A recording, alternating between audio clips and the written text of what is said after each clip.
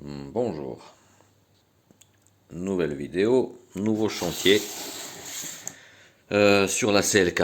Donc j'ai constaté que j'ai un peu d'huile sur le moteur, il est huileux, bon c'est dégueulasse à voir, tout tourne bien mais j'aime bien quand ça soit picobello comme on dit. Donc changement de cache culbuteur, quelque chose que j'ai déjà fait sur le ML, voilà la référence, je les mettrai après en descriptif. Gauche et droite, et tant qu'à faire, tant qu'à faire, on va aussi, comme j'ai fait sur le ML, changer toutes les durites qu'il y a pour la conduite d'air. Les voilà ici, ceux qui vont au cache culbuteur, je vous donnerai les références après. Voilà le petit connecteur.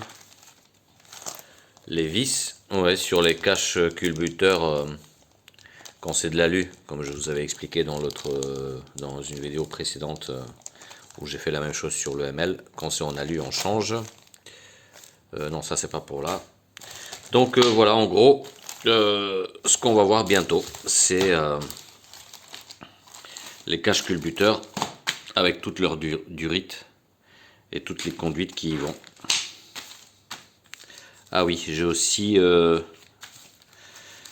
pris deux joints. Les deux joints, c'est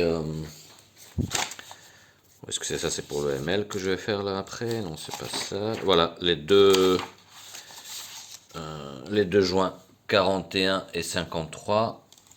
Parce que des fois ça fuit de là-bas aussi, ça coûte rien. Les voilà les deux joints qui vont pour le filtre. Et quelque chose d'important, parce que je pense que c'est de là où ça fuit, c'est ces deux petits joints ici.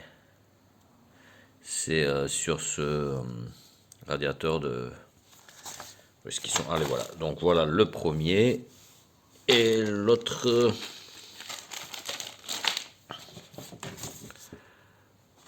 Bon, et l'autre, est-ce qu'il est? Et le deuxième, les voilà. Hop. Les voilà les deux petits joints qui vont là. Les références, je vous les mettrai après. Parce que j'ai l'impression que ça fuit, j'ai des fuites d'ici. Les durites, les voilà en question, hein, tout ce qui va changer. Donc comme je vous disais, voilà les caches culbuteurs ici. Je vais changer les joints. Et voilà toutes les durites qu'il y a. J'ai pas pris les adaptateurs là. Parce que c'est du plastique et on peut très bien les utiliser. Voilà. Donc voilà ce qui m'attend. Tout ça en quelques petits détails sur la voiture. Donc voilà, on va commencer à enlever les bobines et tout ce qu'il y a autour. Ce que j'ai fait, c'est une clé 19 que j'ai meulée. Ça, je l'avais expliqué dans une des vidéos précédentes. C'est pour pouvoir déconnecter plus facilement les bougies et l'inverse après pour mieux les enclencher. Donc voilà comment on fait, hein. Je viens, hop, je mets la clé sur la connectique de la bougie et ainsi de suite. J'arrive à l'attraper et à la déconnecter plus facilement. Ce qui se passe, c'est que je viens ici, hop, et c'est pile poil la taille. Donc comme ça, je vais déconnecter toutes les bobines, je vais les enlever, je vais enlever de l'autre côté, et après je continue. Alors voilà, je me permets de montrer aussi une autre astuce que vous pouvez retrouver dans les autres vidéos. Quand je vide la rampe, j'utilise un petit sachet en plastique. Donc quand on dévisse la durite, forcément toute la rampe elle est remplie avec de l'essence. Donc voilà, je récupère tout proprement dans un petit sachet. Voilà la quantité, comme ça ne coule pas ni sur le moteur ni par terre. Vous pouvez récupérer de la même manière toute l'essence qu'il y a dans votre rampe.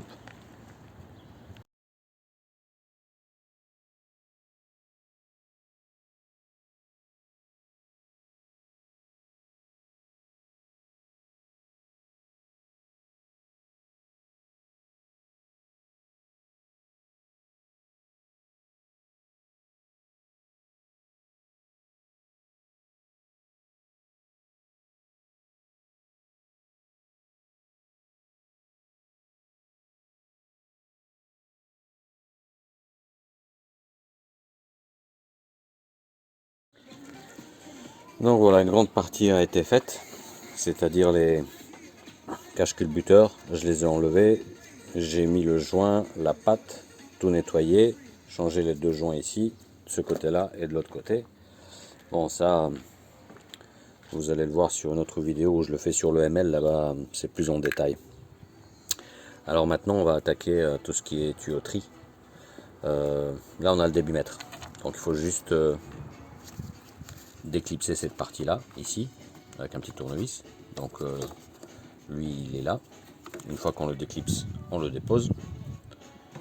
Voilà, et puis après ici on accède à tous les tuyaux que je veux changer.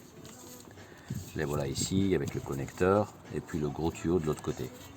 Donc tout ça je vais le sortir et je vais le changer avec le nouveau et je vais vous montrer en détail. Donc voilà, les tuyaux ils sont enlevés. Donc celui-ci on a juste à le retirer légèrement. Voilà où vient après s'emboîter cette partie là. Alors ne tirez pas trop fort. J'ai entendu dire que ça peut casser parce que c'est du plastique. Mais voilà comment ça se présente. C'est cette partie là que je vais changer. Donc voilà les tuyaux. Alors comme dans la vidéo du ML, je vais vite fait vous montrer comment c'est facile à le faire. Donc les embouts je les ai pas achetés cette fois-ci, je les ai nettoyés. Parce que, où est-ce qu'il est? Parce que dans ce adaptateur il était un peu huileux quand même. Donc revenons maintenant à ce que je voulais dire. Donc il y a l'adaptateur qui se met entre les deux bien évidemment. Et après on ne peut pas se tromper d'emplacement parce que quand vous allez voir sur la même vidéo que sur le ML, sur les durites, il y a des signes triangle, rond et puis pour ceci c'est de carré. Donc voilà, quand vous assemblez les tuyaux, si vous n'avez pas l'image en tête, et ben sachez que ça c'est exactement la position dans laquelle il faut les connecter et puis après c'est la même position qu'elle va aller sur la voiture. Donc voilà, maintenant que je vais remettre tous les tuyaux, je vais aller les mettre à sa place et les faire passer et les connecter aux deux cache culbuteurs. Alors il me reste encore un tuyau, celui-ci, le gros. Alors lui, comment on va y accéder? Où est-ce qu'il va? Ah oui, il va là-bas derrière. Il va là-bas derrière. Bon, et ben on va y essayer. C'est le but du jeu, hein. Lui aussi il faut que je le change. Voilà, celui-là, j'ai réussi à l'enlever. C'est celui qui vient sur le couvercle du reniflard et qui va vers le débitmètre en bas, comme ça, tac. Donc lui, au niveau du repère, comment savoir quelle partie est où? Celle qui est sur la partie du reniflard, sur le tube, on voit Oben in Deutschland, un petit mot. Et ben c'est lui qui doit aller ici. Et l'autre partie, bien évidemment, elle va aller se emboîter là-bas en bas. Alors moi, pour l'atteindre plus facilement, j'ai juste débranché la prise électrique du débitmètre. Hein. Et comme ça, j'arrive à plonger la main et on tire et ça s'enlève. Les bobines pour les bougies, que ce soit sur la CLK ou sur le ML, peu importe. Sur le cache culbuteur, vous avez le numéro de cylindre, ici, 1, 2, là-bas 3. Vous avez la lettre A et la lettre B. Et ce qui est important aussi, vous avez des lettres GK, GG et là-bas GK aussi. Les cylindres, vous les avez aussi ici. Hein. Maintenant, pourquoi ces indications? Alors, je prends une bobine, en voilà une. Donc, sur cette bobine, si je la nettoie bien, ici on voit le A et le B. Et on devait le voir encore quelque part. C'est marqué dessus, voilà.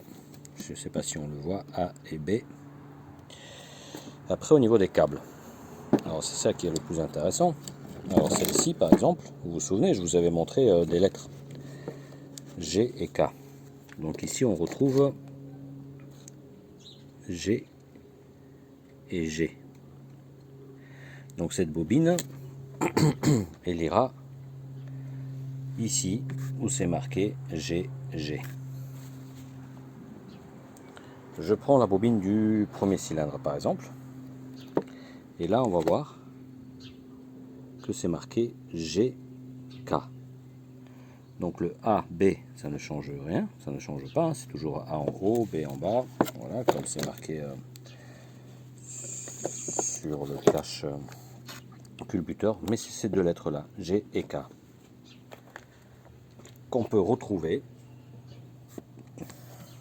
ici. Donc le G doit aller de ce côté-là et le K de ce côté-là.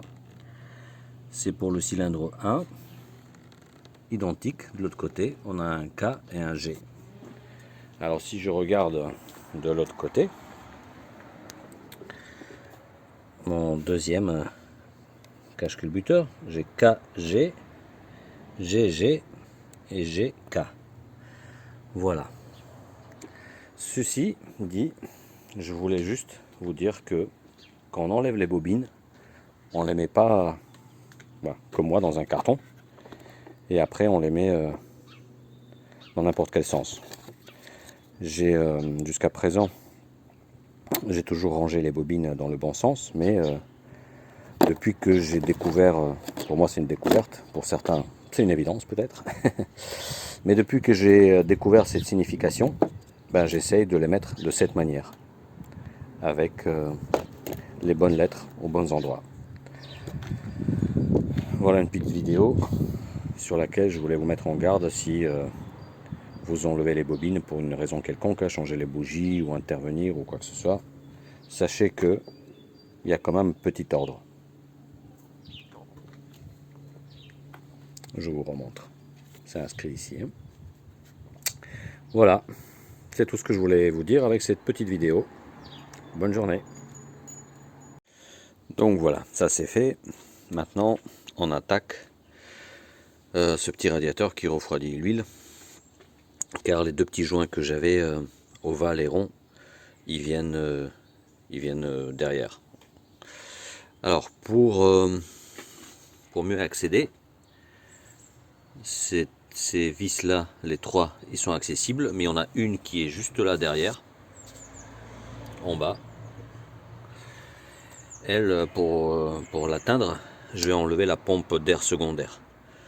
Alors il faut juste dévisser ici, c'est un anneau, hop, ça s'ouvre, et je l'enlève, je la déconnecte électriquement bien sûr, je l'enlève et comme ça j'accède à la dernière vis.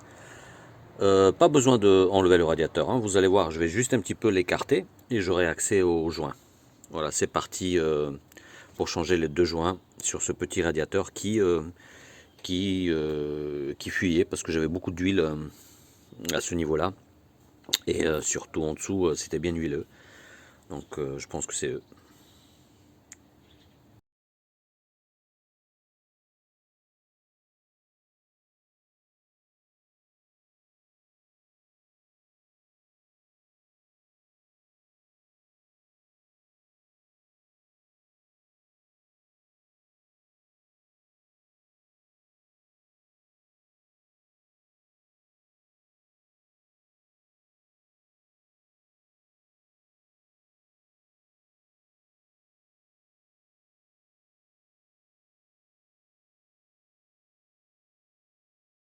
Bon ben voilà, tout s'est bien passé, comme prévu.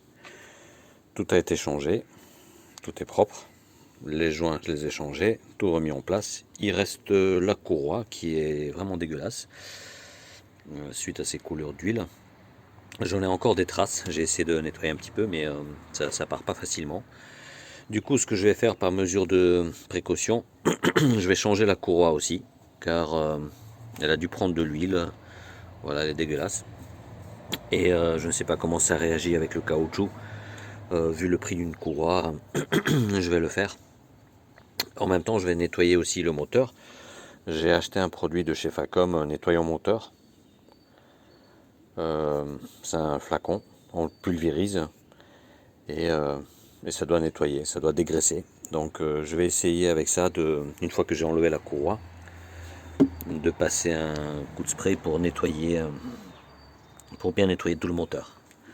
Voilà, mais sinon tout s'est bien passé. J'ai pas encore mis en marche le moteur. J'attends que le joint il sèche. Donc là, normalement il est sec, hein, les joints que j'ai fait. Donc je vais démarrer le moteur plus tard, un jour après le lavage, pour que ça sèche, parce que je pense que il faudra le rincer après. Donc voilà, je vais passer au nettoyage et avec ça, tout est terminé. Merci à vous de m'avoir suivi et soutenu. Bonne journée à tout le monde et à bientôt pour d'autres vidéos bien sûr.